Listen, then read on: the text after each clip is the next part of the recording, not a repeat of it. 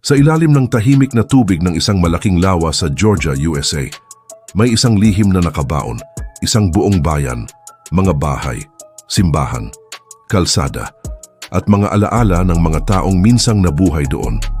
Ang pangalan nito, Oscarville, isang bayan ng mga Black American na nawala sa mapa at sinasabing hanggang ngayon ay hindi pa rin tuluyang nawawala.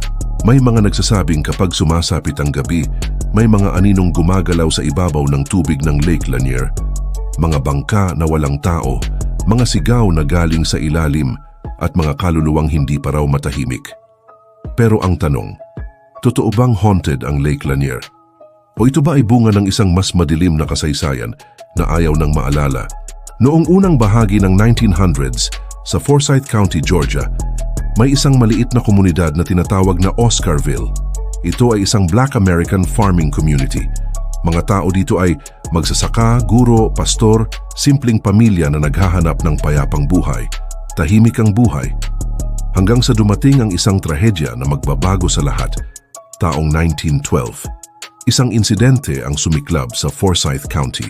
May isang puting babae ang sinasabing inatake. Hindi malinaw ang buong pangyayari, pero agad itong naging dahilan ng galit at takot. Dito nagsimula ang isa sa mga pinakamadilim na bahagi ng kasaysayan ng Georgia, ang forced expulsion ng Black residents.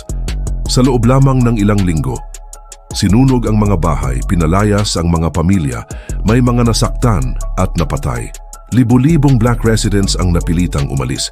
Ang Oscarville ay unti-unting naubos. Ang natira ay mga bakas na lamang ng dating buhay. Makaraan ng ilang dekada, noong 1950s, nagdesisyon ang gobyerno ng US na magtayo ng isang malaking dam, Buford Dam. Layunin nito, water supply, flood control, hydroelectric power. Bumuo sila ng isang artificial lake, Lake Sidney Lanier. Ngunit may isang malaking kapalit. Ang lupa kung saan ito itinayo ay dating tirahan ng Oscarville. Kasama ang lumang sementeryo, mga bahay, simbahan, dating kalsada ng bayan. Unti-unti binaha ang buong lugar. Ang Oscarville ay tuluyang lumubog sa ilalim ng tubig. Sa mga sumunod na taon, nagsimulang kumalat ang mga kwento. Mga mangingisda at bisita ng Lake Lanier ang nagsabi ng kakaibang karanasan. Mga kamay raw na humihila sa ilalim ng tubig, mga bangkang biglang nawawala, mga katawan na natatagpuan sa hindi maipaliwanag na lugar, mga bulong sa gitna ng gabi. May mga naniniwala na ang mga ito ay hindi aksidente lamang kundi mga kaluluwang naiwan mula sa Oscarville. May ilang dahilan kung bakit lumalakas ang mga paniniwala sa multo. Una, dating libingan sa ilalim ng lawa. May mga ulat na hindi lahat ng sementeryo ay nailipat bago binaha ang lugar. Pangalawa, maraming aksidente sa lawa. Sa modernong panahon, may mga reported drowning incidents sa Lake Lanier. Pangatlo, historical na trauma. Ang 1912 expulsion ay isang tunay na historical tragedy. Para sa ilan, ang haunting ay hindi literal na multo kundi alaala ng injustice. Ngayon, wala ka nang makikitang Oscarville sa mapa. Ito ay nasa ilalim ng Lake Lanier, Georgia, USA. Ang dating bayan ay hindi na visible, pero ayon sa history, nasa ilalim ng tubig ang mga foundations at ang komunidad ay nawala. Ang lugar ay naging recreational lake, tourist destination, boating and fishing spot. Ngunit para sa ilan, ito rin ay isang lugar ng alaala at sakit. Ang tunay na misteryo ng Lake Lanier ay hindi lang tungkol sa multo.